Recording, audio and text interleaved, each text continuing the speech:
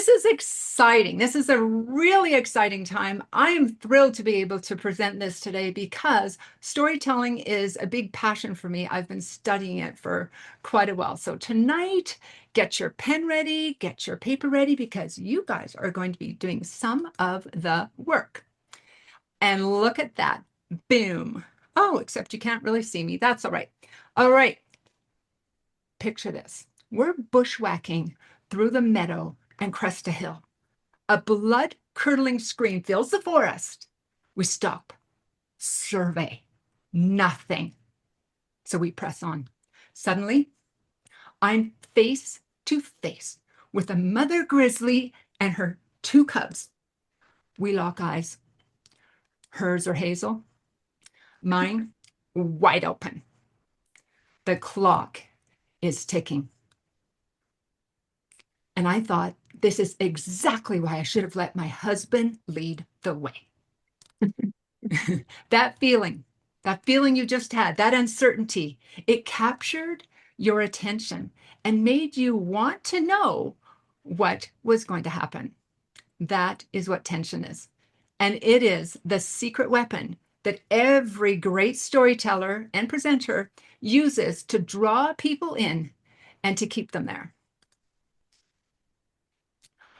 So I ask you, what makes you lean forward, lean in, go to the edge of the seat when someone tells a story? Is it the information they're sharing? Maybe it's the delivery, their way they're sharing it. But what it is the anticipation of what might happen. And that is what tension is. It's suspense and curiosity. We kind of know what that is just by the title itself, but it is the discord in the story. The story is going to take shape as you go, and it could be a one-sentence story, but it's up to you to create the tension in your writing and then in your delivery. Because if your story doesn't have tension, your audience has absolutely no reason to listen. Let's unpack how we're going to create this and how you can create this on purpose, intentionally. So welcome to this evening's workshop, and I'm going to show you what tension is, why we need it, and how to create it in your stories. And everything just paused, hey? Can you guys see me? I can see you. Huh. Yes, we can see you and we can see your PowerPoint as well. Oh, that's good. It just changed screens now, which is great. All right, what is tension? Tension is the gap between what is and what could be. It is the energy that you have. You have to create it. And it is that energy that is created in the gap that makes people want to know what happens next. Your job is to create that gap, create the gap, create the tension. For example, are any of you interested to know or curious to know if the bear ate me? Anybody? You're here. Spoiler, I'm still here. It didn't eat me. So why does tension matter? Because without it, stories simply fall flat. They become very predictable. The audience definitely not invested. They tune out. They maybe start answering an email, or maybe they text what time to pick their kids up from volleyball. With tension, people stay hooked. They perk up and they lean in. There's that curiosity and suspense. And what we always want in any presentation, in any story, in anything we're speaking about is audience connection. This is how you get, one of the ways you get audience connection is through these moments of tension and curiosity where people just want to know. That's all it is. People just want to know what happened. So where do you place the tension? There's the natural arc of any story, the opening, beginning. I'm not talking about a speech now. I'm talking about a story within a presentation, or maybe you're just at a dinner party telling a story. So this is where to create the tension and where to place it within the story. So you have your opening hook of the story. In this case, it was we were hiking through the meadow and crested a hill. That's what is. That's what we did. And then you have to create the gap. The gap comes next. And you can see it in this example. The gap is in orange, and then you can sprinkle or pace it and place it all the way through as the tension rises, the stakes get higher. And then you can also create tension just at the climax. That's near the end where all of the exciting stuff kind of happens. And then the resolution at the end is where you can also add some tension. I'm going to show you how to do that. It depends on also the length and purpose of your story. In Toastmasters or in any presentation, sometimes our stories are simply 2 minutes long. That's not something you're going to drip out over 15 minutes. You're going to drip it out over maybe 30 seconds. So the pacing always depends on the length and purpose of that story. So remember, tension is the gap between what is and what could be. I'm going to keep repeating that because that's really important. Your job isn't to find the gap. Your job is to create the gap.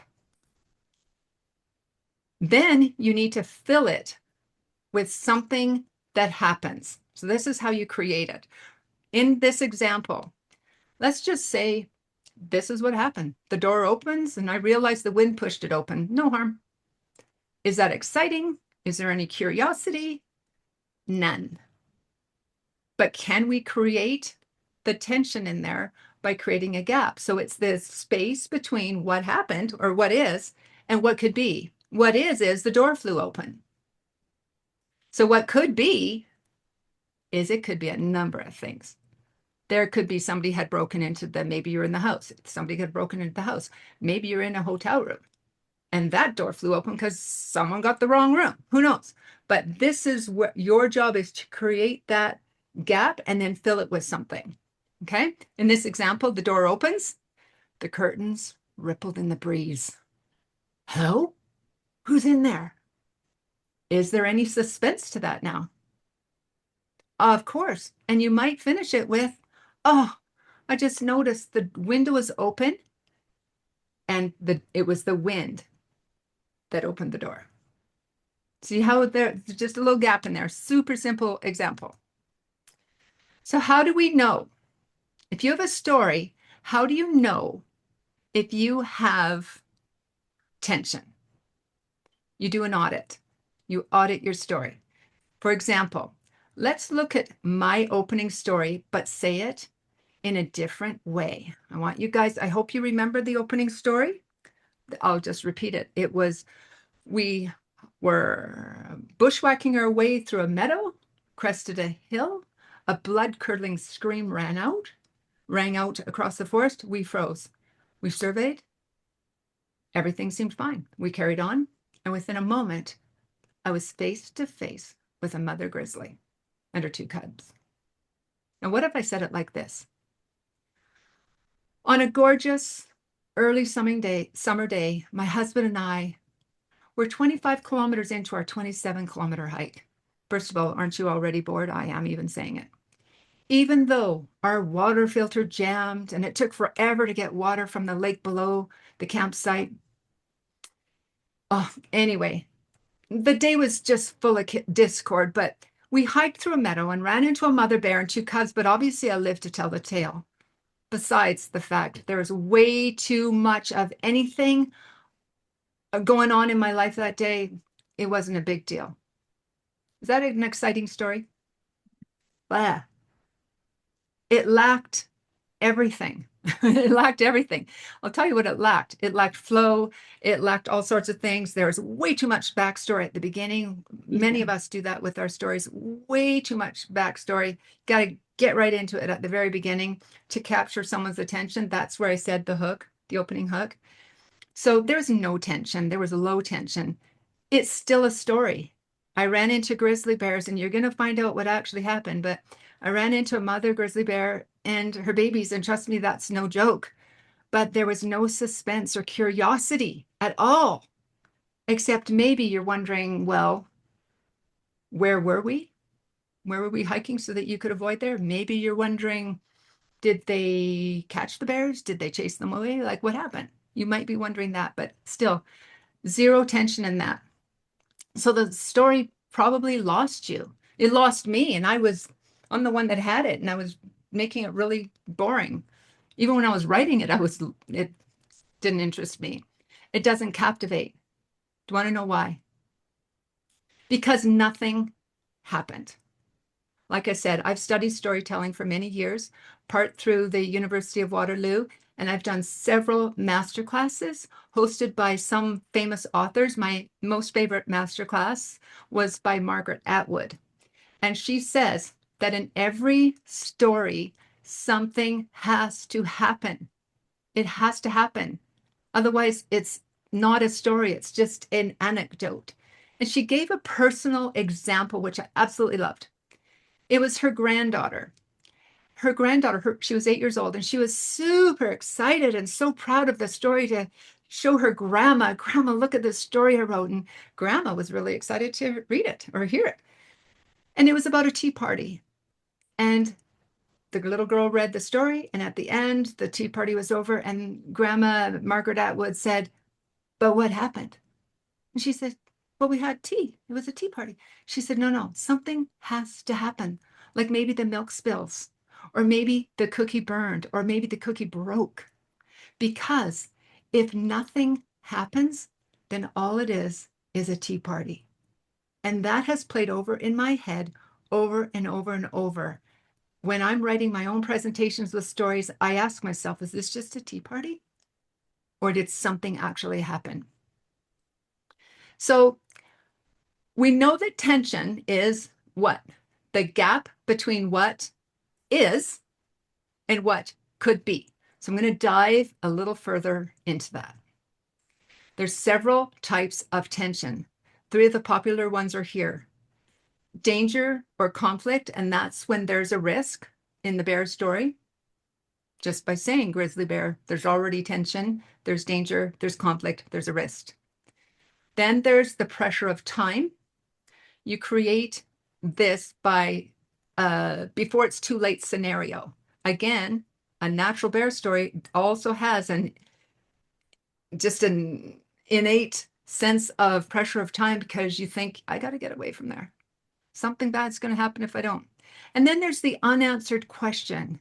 This is where you can plant curiosity, but just long enough to keep them captivated, but not so long that you lose their interest. That's really important.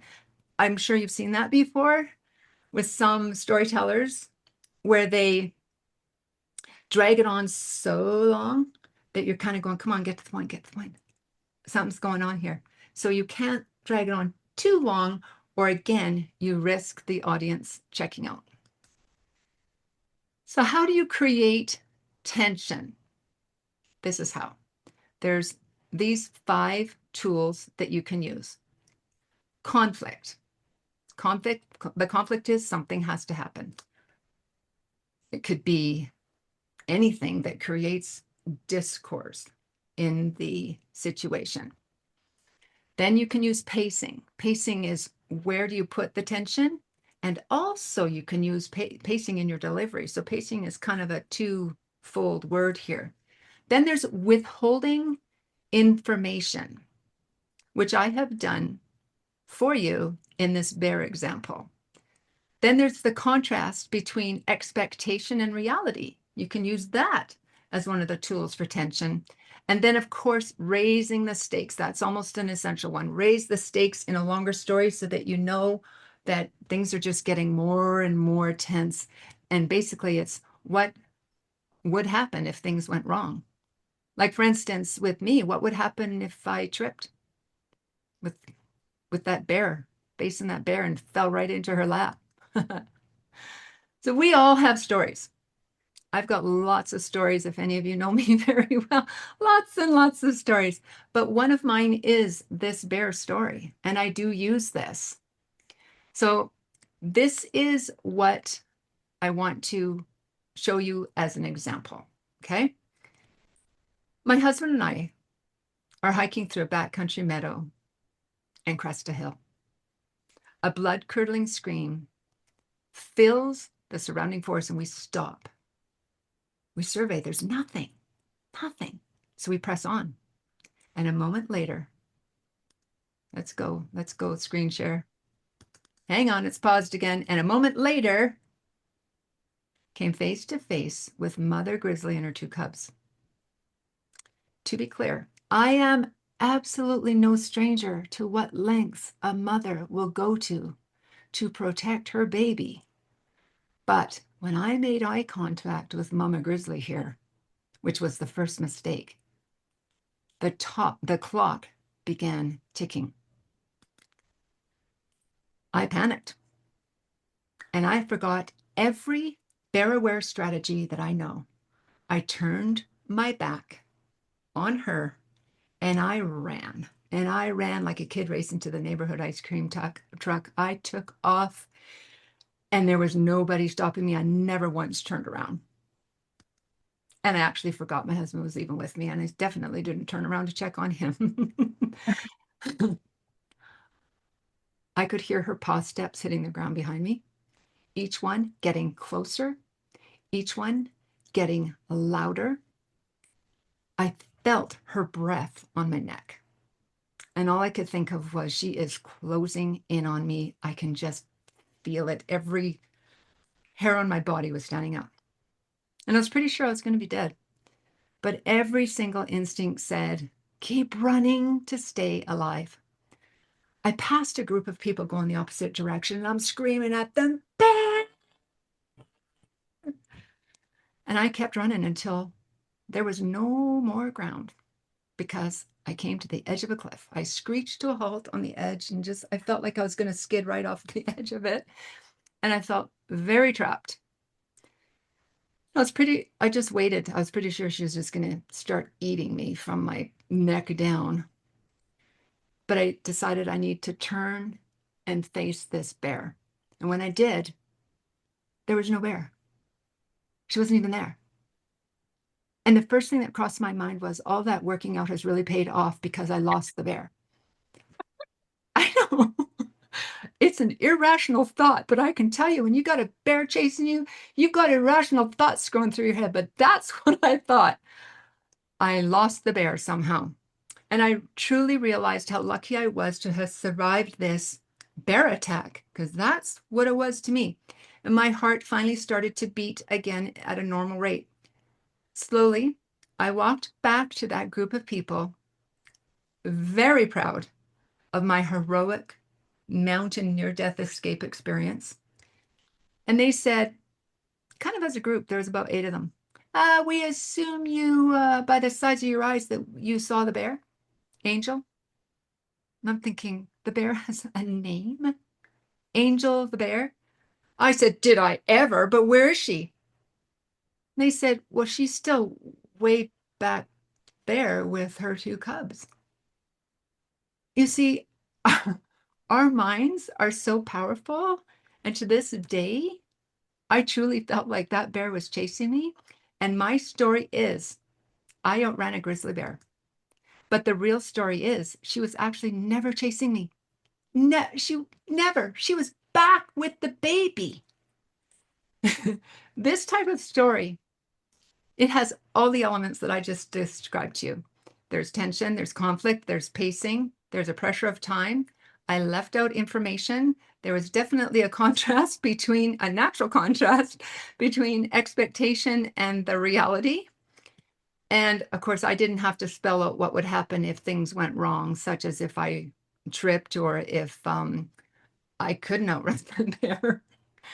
That story on its own, it's entertaining, it's fun. But it also can be used, this type of story, or any story, to be used to demonstrate and accentuate your message. Because from that story, you can pull out many key messages, many of them. Here's just some examples. You could say the power of what our mind tells us, how powerful our minds are. We could talk about making decisions under pressure. Or we could talk about the top reasons for keeping yourself in shape so you can run a bear or something like that. There's all sorts of ways you can use stories. And when you find your story, and there's always the debate which comes first, the story or the message, or the message or the story. But when you find a story that works with your message, then it's your job to do what? Find the gap, create a gap so that you can insert the tension in order to keep your audience engaged all the way through. You can do this in storytelling, but you can also use this technique of tension in any presentation, a technical one or anything. This is how you get people to lean in and keep listening. This bear story is memorable, and I used it as an example to show you that key messages can change even with the same story, and where you create the gaps may change depending on your key message. So now this is your turn. We're going to do this individual exercise, and I'm going to get Mary to give me a time check to, oh, there we go. Perfect. Thank you. I thought it was about that time. Okay, we're perfect time. And I want you to use this starting prompt sentence, she opened the door, and create two elements. Using two elements, create some tension. And then because we have enough time left, if you're willing to share, I want to hear some. So the challenge is this: add one conflict and then one other detail. And so here's the details on the bottom of those five I was speaking about. Pacing, that withholding information, the contrast between expectation and reality, and raising the stakes. So I want you to create the gap and fill in this tension. And go. That right there, just even that small exercise, is how you can create tension very, very quickly in any of your presentations or stories. I wrote a couple of examples myself for this. This is what I wrote. She opened the door and saw her boss with the resignation letter in his hand she had not yet turned in. So you can see the conflict. And then the second one was that he had a resignation letter in his hand, but she had not yet turned in. And there's the rising, unexpected information there. And the second one I wrote was, she opened the door. Her sister, she hadn't heard from in 30 years, stood on the step, suitcase in hand. Do you see how that's layered? Haven't seen in 30 years. Okay, that's good. Stood on the step. She's right there. And she's got her suitcase. Oh my gosh. It's the gap between what is and what could be. That could be a disaster. So let's recap real quick. Without tension, your audience has zero reason to listen. Tension is the gap between what is and what could be. Because if nothing happens, all you have is a tea party. What I've given you today is just the starter tool pack to get you going on what it is, what tension is, how to use it, where to place it. And the next time you tell a story or include a story in your presentation, ask yourself, where's the tension? If it's missing, add it. Practice it. Practice the delivery and the pacing, and then watch the impact.